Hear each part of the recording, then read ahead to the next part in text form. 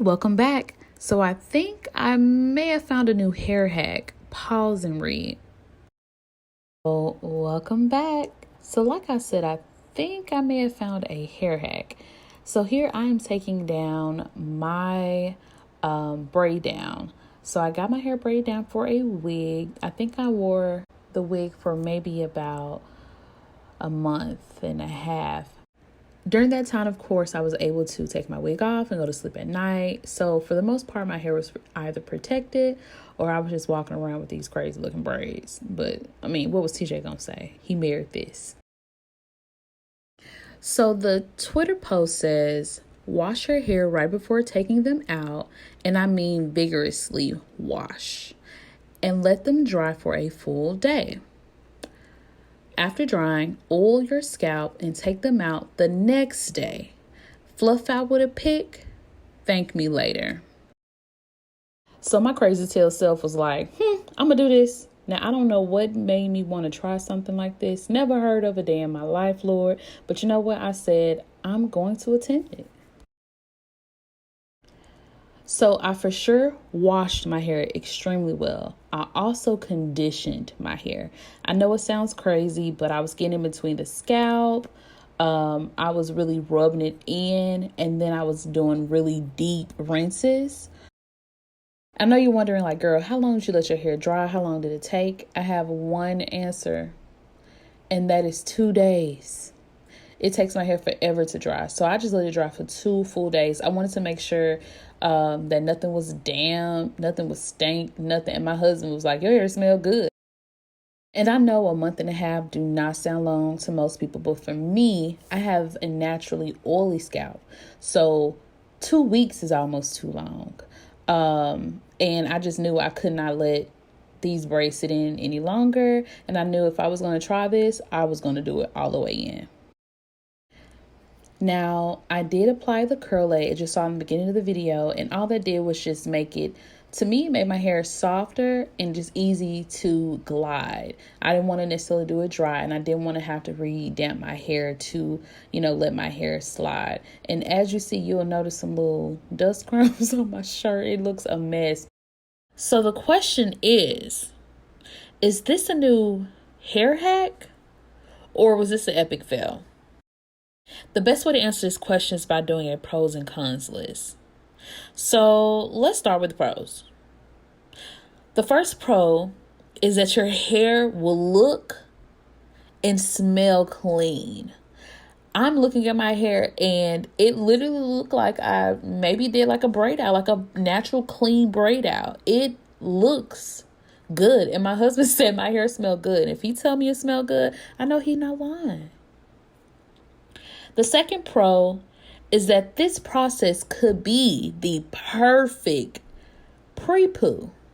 If you don't know what a pre-poo is what you do before your shampoo. It's a pre-shampoo.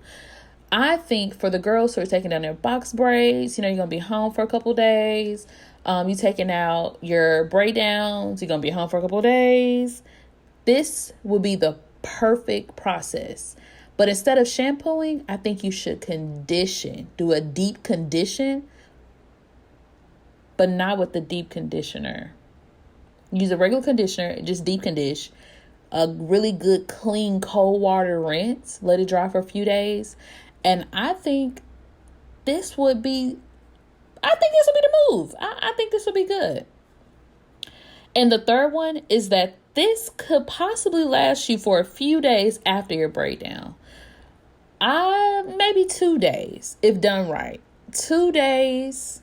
I don't know if that's a lot for some people. For me, any additional days of not having to deal with my hair is a lot of days. So those are my pros. Okay, so for the cons, I know I was looking for the cons.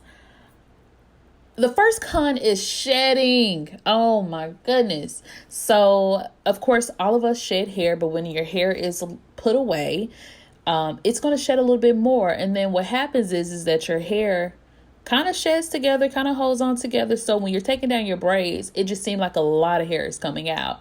That's why I kind of said earlier, I got my hair trimmed prior to this, because when your hair is trimmed, your hair is less likely to like come down to the bottom of the shaft and to like lock in.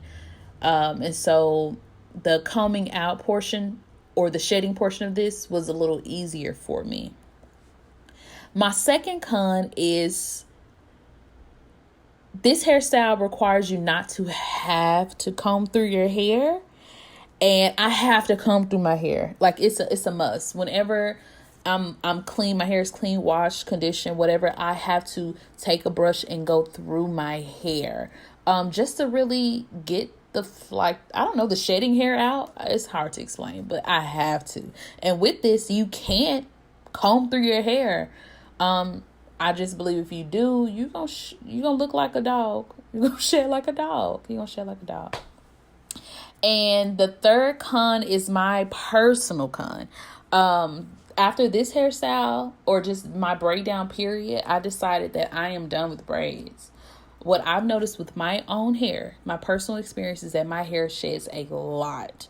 When my hair doesn't have control and being out and just being its free self, my hair sheds. And I think it's my hair way of punishing me. It sounds crazy, but people like, no, that's normal. No, my hair went from this look to thin because of the shedding and because my hair being up, and my hair shed 100% worse when I did box braids for a month and a half. It was a mess. I'm sorry, knotless braids.